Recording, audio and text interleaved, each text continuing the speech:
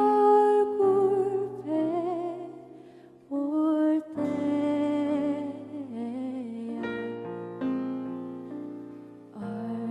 얼마나 좋으랴.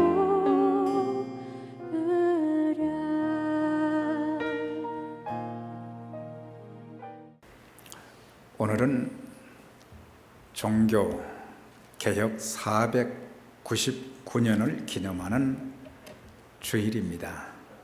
내년이면 이제 500주년이 되는데 1517년 10월 31일 가톨릭 신부였던 34세의 마르틴 루터 교수가 독일 비텐베르크 성당 정문 게시판에 로마 가톨릭을 향해서 95개 조항의 질문을 성당 정문에 질문을 한 내용을 붙인 것이 종교개혁의 시발점이 되었습니다. 그 당시에 종교개혁은 독일 전체뿐만 아니라 유럽 전체로 그리고 전 세계적으로 퍼져나가게 됐는데 종교뿐만 아니라 정치, 경제, 문화, 자연과학, 의학 각 분야마다 큰 변혁을 일으키는 역사가 일어났습니다. 개혁이라는 말은 처음 상태로 되돌아가는 것을 말하고 또한 잘못된 것을 고쳐서 새롭게 한다, 그런 뜻을 말하는 것입니다. 우리가 종종 개혁한다 그러면은 막 물리적으로 다 뒤엎어버린다, 제도를 완전히 바꾸어버린다, 그런 의미가 아니라 잘못된 것을 바로 알고 처음 상태로 또 새롭게 고치는 것을 말하는 것입니다. 다시 말하면 교회가 세속적인 그런 신앙 속에서 초대교회 신앙으로 되돌아가자, 그것이 바로 종교 개혁을 말하는 것입니다. 주후 325년 이후 약 1200년간을 지나오면서 로마 가톨릭은 부패하고 타락하고 그러는 가운데 하나님께서 하나님의 사람을 통해서 우리가 성경으로 돌아가야 된다. 성경, 하나님 말씀에서 떠난 것이 너무 많고 신본주의가 아니라 인본주의고 또한 세상에 잘못된 그런 악습들이 교회 안에 들어와서 교회가 세상과 다를 바도 없는 그런 오히려 더 악을 저지르는 그런 그 교회의 모습을 개혁해야 된다, 그것을 강조했던 것입니다. 사실 우리가 이 교회사를 보게 되면 1세기에서 3세기까지의 초대교회는 참 핍박을 엄청 받았어요. 신앙의 핍박을 그렇게 받으면서도 목숨 걸고 지하묘지에서 예배를 드렸고 또한 수많은 순교자를 배출했습니다. 그래서 3세기까지의 교회는 피 흘린 순교자들의 발자취의 역사다, 그렇게 표현할 수도 있습니다. 그 시대의 사도들과 성도들은 성령 충만함을 받아서 예루살렘과 유다와 사마리아와 더 나아가서는 소아시아 유럽까지 복음을 전함으로 인해서 주후 313년에 로마의 콘스탄틴 황제는 기독교를 국교로 선포하게 되었어요. 그래서 이제 그 이후로부터 그리스도인들은 숨어서 가정에서 또는 지하묘지나 동굴에서 드리던 예배를 당당하게 이제는 어디서나 드릴 수 있는 그런 자유를 갖게 되었습니다. 수많은 사람들이 교회로 몰려오기 시작했습니다. 그 많은 사람들을 수용하기 위해서 큰 예배당이 필요했어요. 그래서 대형 예배당이 유럽에 가면 지금도 많지만 지금 텅텅 비어있는 그런 것들을 많이 보게 됩니다. 교회가 작을 때에는 별 문제가 없었는데 교회가 커지면서 본질에서 벗어나 순수성이 사라지고 교회가 세상 권력을 장악하면서부터 부작용이 막 일어나기 시작했습니다. 급기야는 그들이 하나님 앞에 드리는 예배에 비성서적인, 비성경적인, 신비적인 요소들이 들어가기 시작했고 마리아 숭배 사상으로 발전되다가 급기야는 성직을 돈으로 매매하고 또 16세기 초기에 와서는 심지어 사람들이, 그러니까 죄인들이 죄사함을 받기 위해서는 예수님을 믿음으로 죄사함 받는 것이 아니고 로마 교황청에서 발행하는 면죄부를 사면은 죄사함 받을 수 있다는 그런 상태까지 오게 된 것입니다. 그래서 루터는 이 사실을 이렇게 지켜보면서 이것은 하나님이 진노하실 일이다. 성경에서 너무 떠난 내용이다.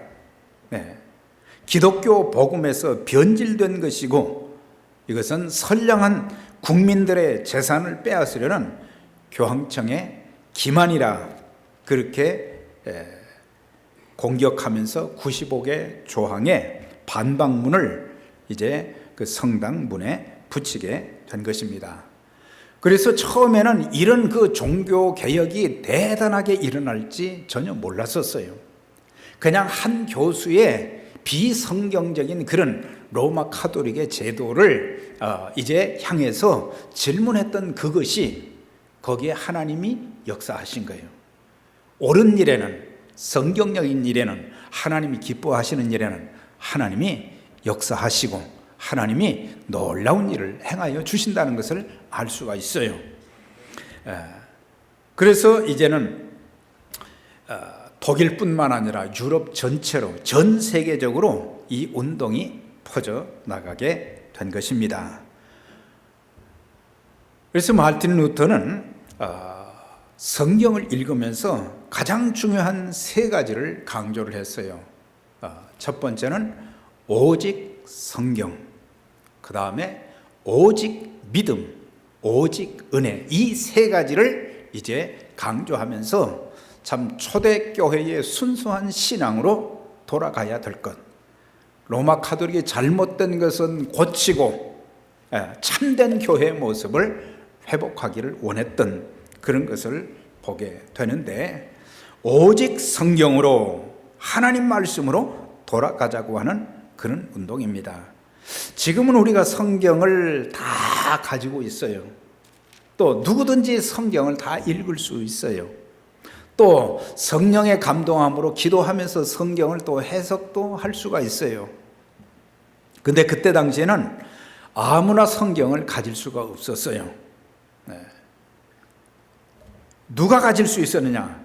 교황이 허락한 성직자들만 가지고 읽을 수 있었고, 또한 성경도 자기 나라 언어로 국민들이 다 읽을 수 있는 그런 언어가 되었는데 라틴어로만 된 성경이기 때문에 독일 사람들이, 일반 국민들은 성경을 읽을 수가 없는 거예요. 그 다음에 그 성경을 해석하는 권리도 교황과 또한 사제들에게만 있기 때문에 백성들은 성경을 읽을 수도 없고, 일반 교인들은 성경을 읽을 수도 없고 해석할 수도 없고 성경을 가지고 있을 수도 없게 되었다는 것입니다. 그래서 모든 권한이 누구에게 집중되냐? 교황에게 집중되었다고 하는 것입니다. 개신교에서는, 그러니까 종교개혁 이후에 교회를 개신교라고 그럽니다. 개혁교회라고도 하지만은, 그러니까 오늘날로 말하면 우리 교회를 말하는 거예요. 개신교에서는 성경 무호소를 믿습니다. 신구약 성경 66권은 정확무한 하나님의 말씀이다. 여러분들 믿으십니까? 네. 신구약 성경 66권은 잘못된 것이 없다. 성경 무엇을 믿지만 구교인, 그래서 로마 카톨릭을 구교라고 하고 우리 기독교 교회를 신교라고 그러잖아요. 기독교 그러면은 기독교 안에 이 신교와 구교가 다 포함되어 있기 때문에 우리가 오해를 살 일들이 참 많습니다. 그래서 기독교 하면은 천주교와 이 개신교를 포함해서 이 통계를 내고 그럴 때가 많아요. 그러니까 항상 거기에 개신교 그게 들어가야 참 믿음을 가진 그런 이제 교회다, 그렇게 우리가 알 수 있는데, 카톨릭에서는 교황 모서를 믿습니다. 그러니까 교황은 잘못할 것이 없다. 교황은, 그러니까 이건 뭡니까? 하나님의 위치에, 그리스도의 위치에까지 올라갔다는 것을 보게 됩니다. 교황이 신앙적인 일이나 도덕적인 일에 대하여 어떤 결정을 할 때는 실수할 수 없다는 것이 그들의 신조인 것입니다. 교황의 생각이 그들의 신앙과 행위의 표준이 되는 겁니다. 그런 때 루터는 라틴어로 된 성경을 독일어로 번역해서, 그래서 모든 그리스도인들이 성경을 읽을 수 있도록 그렇게 만들어 주었습니다. 다시 말하면 성경을 모든 믿는 자들에게 돌려주었다고 하는 것입니다. 우리 개신교는 신앙의 표준, 삶의 기초를 오직 신구약 성경 66권에만 두고 있습니다. 성경을 통해서 하나님과 깊은 관계로 들어가고 하나님의 뜻을 바로 알아 우리는 순종하는 삶을 살게 되는 것입니다. 현대교회 성도들의 문제가 무엇겠습니까? 우리가 마음대로 읽을 수 있는 성경은 가지고 있지만 성경의 말씀을 가까이 하지도 않고, 성경의 말씀대로 살지도 않고, 성경의 말씀대로 교회 운영을 하지도 않고, 성경의 말씀대로 또한 세상에 나가서도 그리스도인답게 살지 않는 것, 그것이 가장 오늘의 시대의 문제다. 그래서 종교개혁이 499년이 되었지만 또 다른 개혁이 지금 있어야 된다. 왜? 너무 많이 타락했다는 것입니다. 너무 많이 부패했다는 것입니다. 그리스도인들의 신앙이 또 샤머니즘적인 그런 신앙으로, 미신적인 그런 신앙들이 너무 많고 이단적인 신앙들이 너무 많다고 하는 거예요. 그래서 우리는 성경으로 돌아가야 된다. 성경만이 신앙의 유일한 기준과 척도이며 삶과 교회 행정과 사역의 기준이 되어져야 된다. 그래서 모든 성경은 하나님의 감동으로 된 것으로 교훈과 책망과 바르게 함과 의로 교육하기에 유익하니 이런 하나님의 사람으로 온전케 하며 모든 선한 일을 온전케 하려 함이니라. 그러니까 그리스도인다운 신앙, 그리스도인다운 인격으로 성숙하게 되는 것, 그리고 하나님이 기뻐 받으실 모든 선한 일을 하는데 가장 중요한 것이 뭐냐? 성경이다. 그렇게 말씀해 주고 있어요. 그리고 그 하나님의 말씀의 위력은 대단하다는 거죠. 그건 뭐냐? 하나님의 말씀은 바로 다이너마이트와 같은 것이다. 하나님 말씀은 살았고 운동력이 있어 좌우의 날선 어떤 검보다 예리하여 혼과 영과 관절과 골수를 찔러 쪼개기까지 하며 또 마음의 생각을 감찰한다. 그러니까 성경 말씀은 영혼을 깨우고 잠자는 영혼들을 깨워주는 일을 하고 사람들의 마음속에 숨겨진 그런 죄악을 끄집어내고 드러나게 해주고 속에 골마 터진 것을 수술하여 치료하며 그리고 사람을 변화시키는 거예요. 하나님의 말씀과 성령의 감화를 받은 사람들마다 그들의 생각과 언어와 삶 전체가 완전히 삶의 가치관, 삶의 목표 이런 것들이 다 바뀌게 된단 말이죠. 그래서 말씀의 능력이 참 놀랍다. 어떻게 저 사람이 저렇게 변화가 되었을까? 변화되었을까? 하나님의 말씀은 성령의 감동함을 받았다 그랬거든요. 성령의 감동함을 받은 하나님의 말씀이 그 마음속에 죄악도 끄집어내게 만들고 죄를 토하게 만들고 회개하게 만들고 하나님 앞에 새로운 삶을 살 수 있도록 새 힘을 불어넣어주고 인생 전체가 바뀌어지는 거예요. 그러면서 하나님의 말씀에 붙잡힌 자들은 사명자의 삶을 살게 되는 겁니다. 전에는 나만 위해서 살았는데 이제는 하나님을 위해서 또한 이웃을 위해서 믿지 않은 세계를 향해서 그리스도인들이 해야 될 일이 무엇인가를 하나님의 말씀이 구체적으로 지도처럼 가르쳐 주는 것입니다. 그래서 성경은 바로 우리의 인생을 바꾸는 또 잘못된 제도를 새롭게 만드는 그런 역할을 하게 된다. 당시 교황청에서는 백성들에게 하나님의 말씀의 진실을 가려 성경을 알지 못하게 했어요. 성경 공부 많이 하면 머리가 커진다 그런 말이 있어요. 그래서 안 가르치는 것이 더 낫다 그래서 안 가르치는데도 뭐 있어요. 근데 무슨 일이 있어도 모르는 것보다는 아는 것이 더 중요하잖아요. 우리가 그 말씀대로 살지 않는 것이 문제지 하나님 말씀을 알아야 무지하면 안 되는 거죠. 과거에 우리가 예수 믿지 않았을 때에 내 신념을 가지고 살았을 때에 그 잘못된 것을 어떻게 바꿀 수 있었느냐?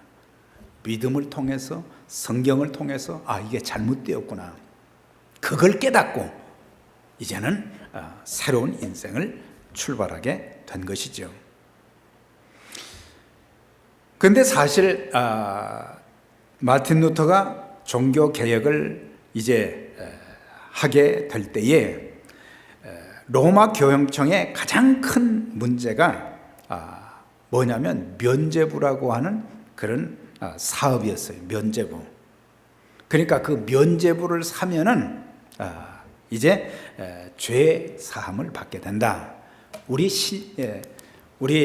신교의 믿음은 뭡니까? 우리의 죄를 회개하고 예수님을 구세주와 주님으로 영접하게 될 때에 우리는 죄 사함을 받게 되고 그리고 하나님의 자녀가 된다. 이것이 바로 성경의 바른 신앙이에요.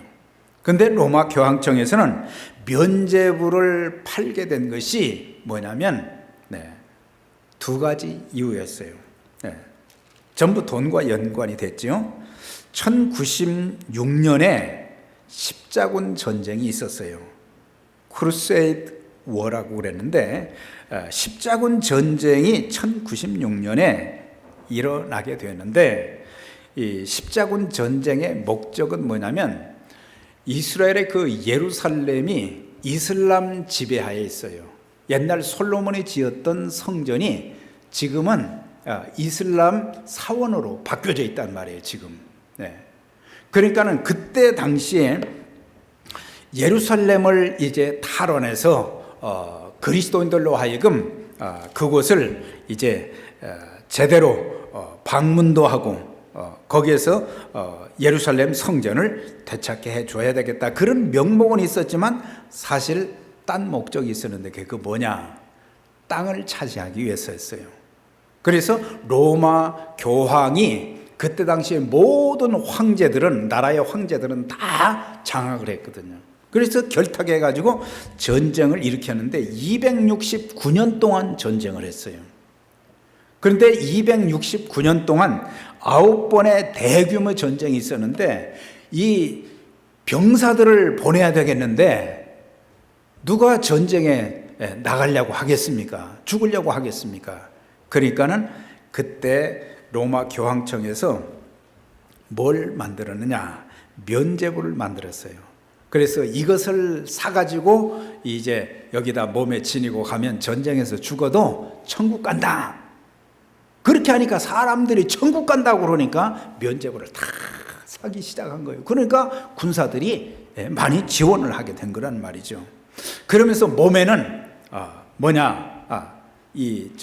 군인들이 입는 전투복에 십자가 표시를 한 거예요.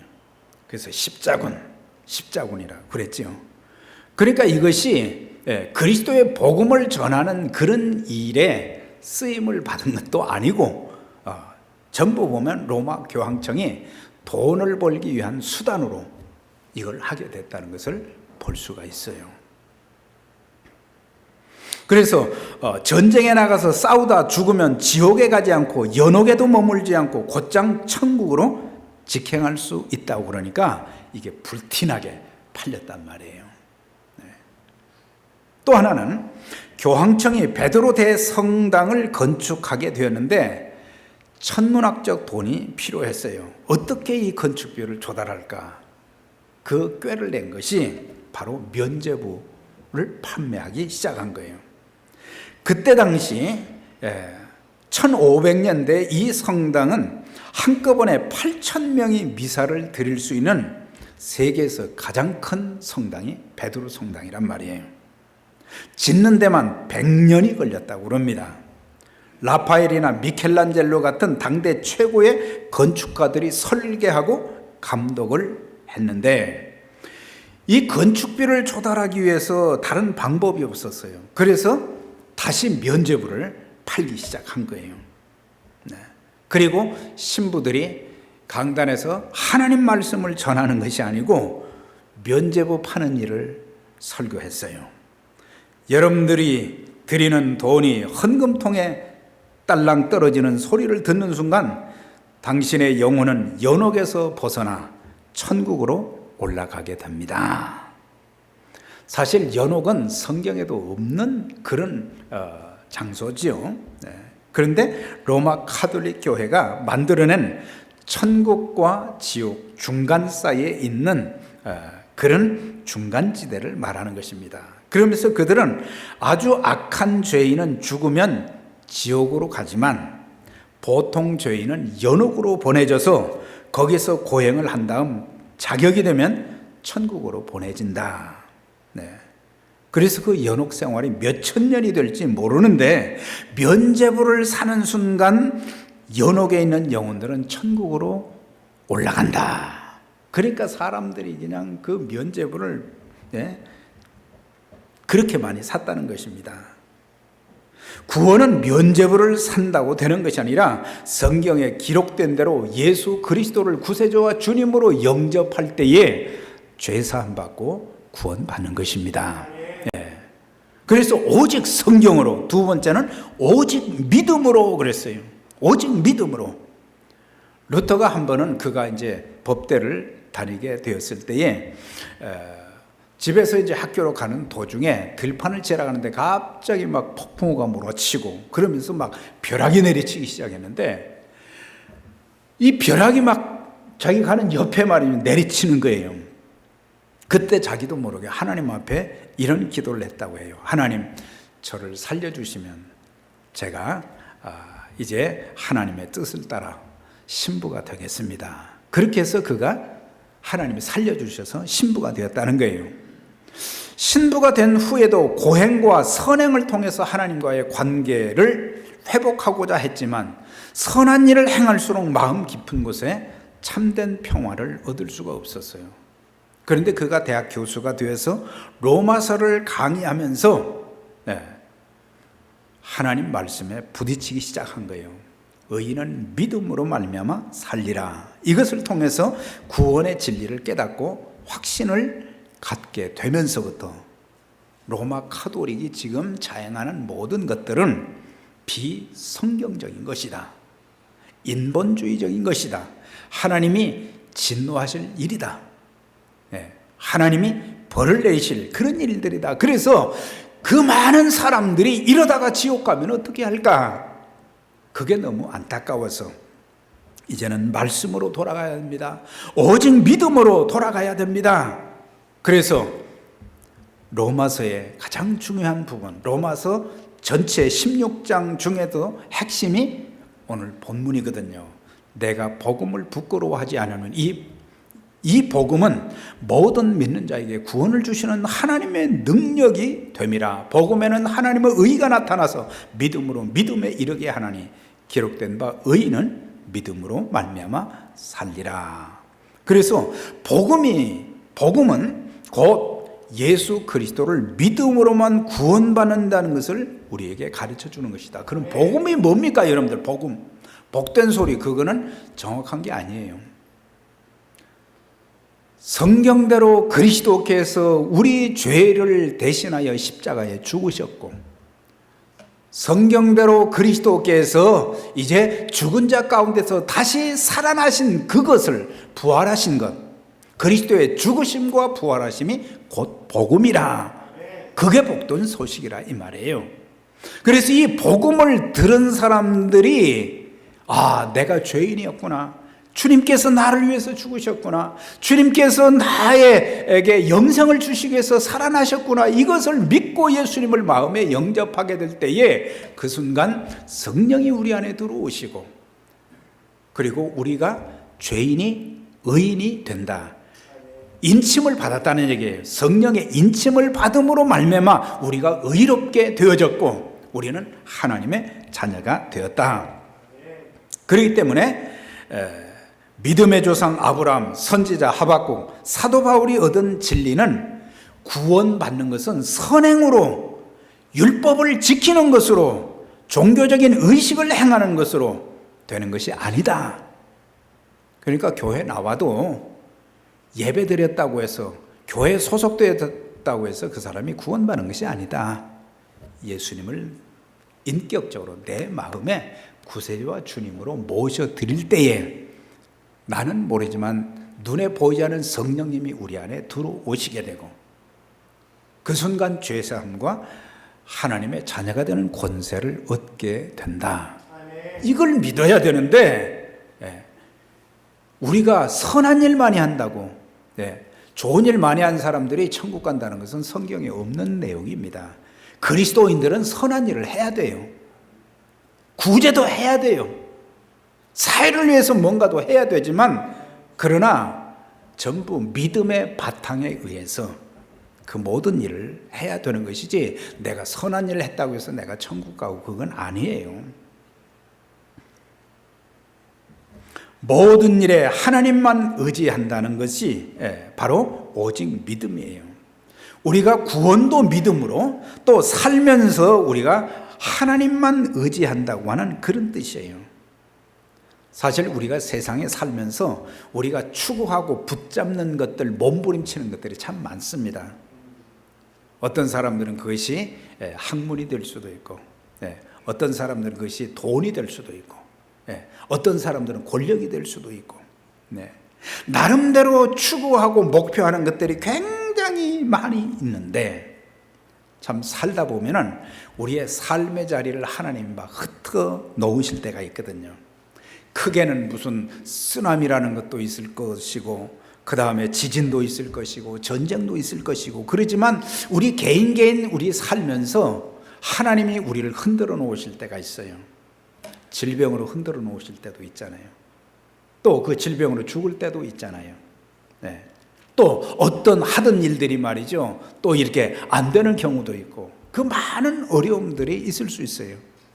그리고 나와 생명을 같이 할 것처럼 그렇게 친했던 사람들도 어느 순간 등을 돌리는 그런 경우들도 보고, 그래서 우리는 살면서 뭘 깨닫느냐?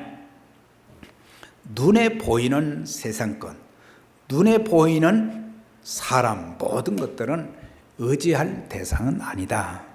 사랑할 대상, 교제할 대상, 전도할 대상, 하나님의 일에 같이 일할 수 있는 대상은 되지만 내 인생을 거기다 걸고 의지할 대상은 절대 아니다.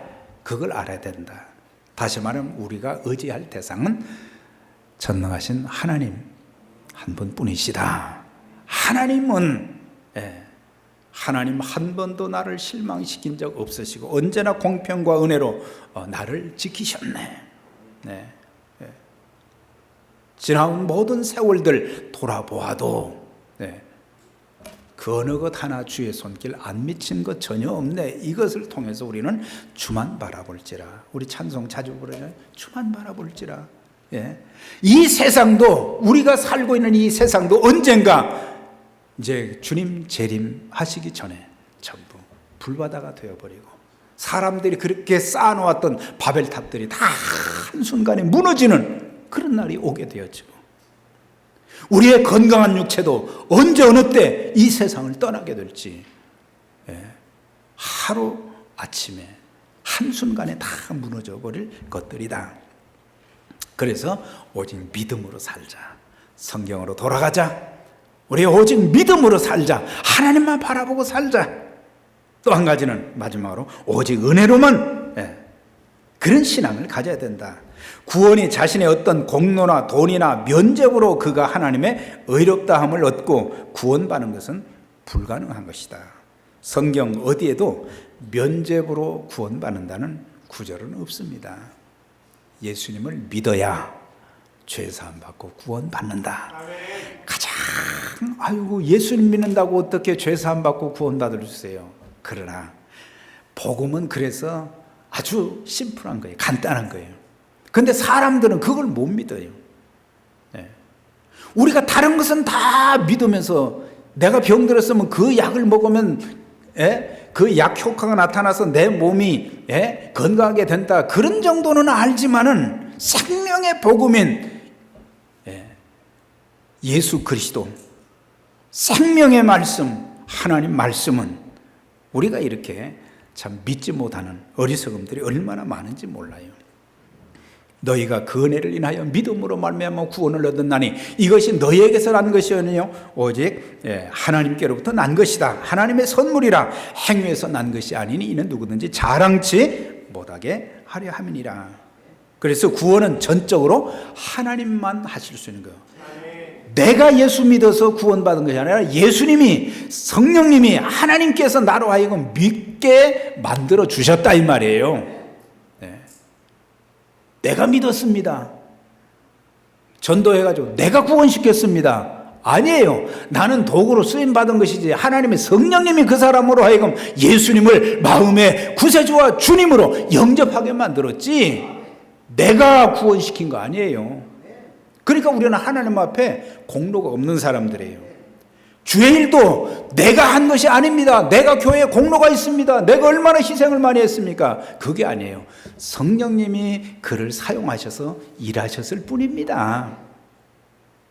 그러면 우리는 교회에서 공로의식이 없어지잖아요. 하나님의 은혜가 넘치고 하나님께서 우리에게 주신 축복만 있게 되는 거거든요. 우리가 예수 그리스도를 믿어 죄사함 받고 영생을 소유한 것도, 하나님의 자녀가 된 것도 우리가 잘나고 자격이 있어서가 아니라 모든 것이 하나님의 은혜라고 하는 것입니다. 그 십자가의 은혜만이 나를 구원하실 수 있는 거예요. 사랑하는 여러분, 우리는 오늘도 주님의 은혜로 살고 있습니다. 인간은 하나님의 은혜가 없이는 절대로 살 수가 없어요. 그래서 세상에서 가장 가치가 있는 것은 돈으로 살 수 없는 것들입니다. 생명과 직결된 공기도 우리는 돈 주고 사지 않습니다. 공기가 없다면 우리는 5분 이상을 살 수가 없어요.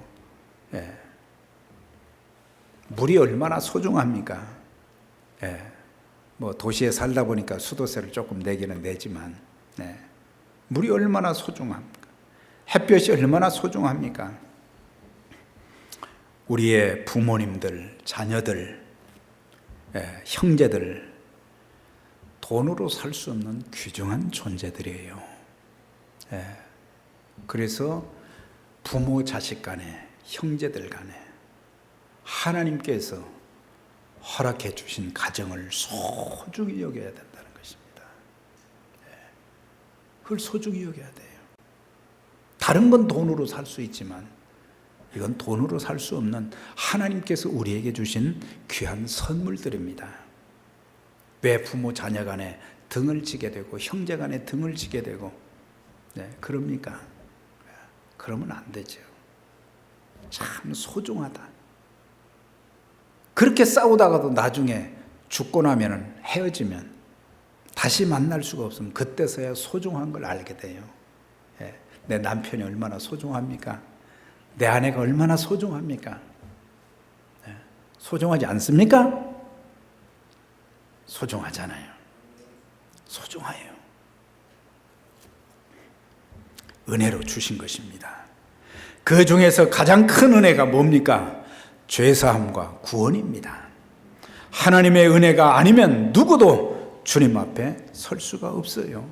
그래서 사도 바울은 평생 자기가 고백한 것이 나의 나 된 것은 하나님의 은혜로 된 것이라.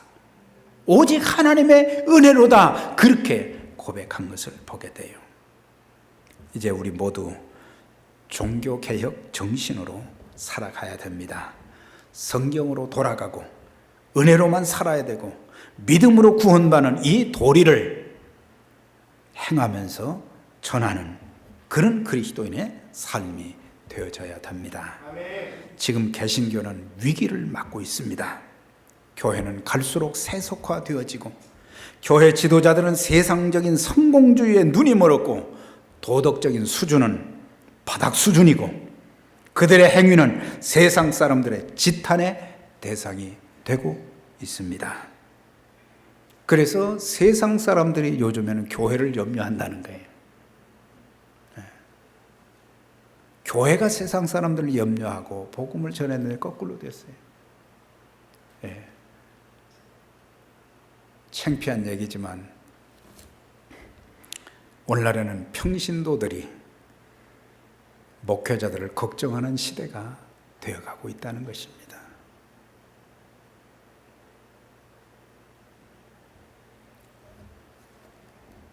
그러면 성도들은 어떤가? 우리가 성경을 자유롭게 읽을 수 있습니다. 라디오, TV, 설교집을 통해서 수많은 하나님 말씀을 접하면서도 어두운 세상 가운데서의 삶의 모습, 세상과 타협하고 인본주의 신앙에 사로잡혀 있고, 그래서 교회 안에서 보면은 세상적인 그런 생각들, 사고들, 그런 제도들이 교회 안에 들어와서 교회를 잠식하고 있다고 하는 것입니다. 로마가 기독교국이 되었을 때 당시 그리스도인들이 7%였다고 합니다. 7%. 7%밖에 안 되는데 로마의 국교가 기독교가 됐어요. 그런데 국교가 되고 난 이후에 전부 망하게 되는 일만 있게 되었어요. 한국 인구가 1200만 명이 있습니다. 지금 5천만 명이 넘죠. 남한만 해도.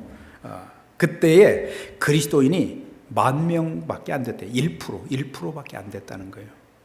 그렇지만 정치, 사회에서 영향력을 끼치며 신뢰받는 자들로서 소금과 빛의 역할을 감당했던 자들이 바로 개신교인들이었어요. 개신교인들. 그러나 지금의 한국교회, 미국의 이민교회는 어떻습니까? 나는 목사로서 또한 직분자로서 그리스도인으로서 어떤 모습입니까? 바닷물에 소금의 농도는 3.5%라 그럽니다. 3.5%인데도 물이 짜요. 그런데 그리스도인들이 주님께서 산상수훈을 통해서 말씀해 주신 것처럼 너희는 세상의 빛과 소금이더라 그러셨어요. 그러니까 짠맛이 좀 나야 된다는 거죠. 그리스도인들이. 그런데 세상에 나가서 그리스도인다운 그런 모습들이 짠맛이 안 보여서 소금이 그 역할을 감당하지 못하면 밖에 버려 사람들에게 밟힐 뿐이니라 그랬어요. 우리 자신을 돌아보면서 우리의 신앙을 새롭게 하고, 그래서 우리가 오직 믿음, 오직 성경, 오직 은혜, 이런 슬로건을 가지고 우리의 신앙을 잘 세워나가면서 하나님 앞에 참 평생 아름다운 모습으로 귀하게 쓰임받는 믿음의 가족들이 다 되시기를 주의 이름으로 축원합니다.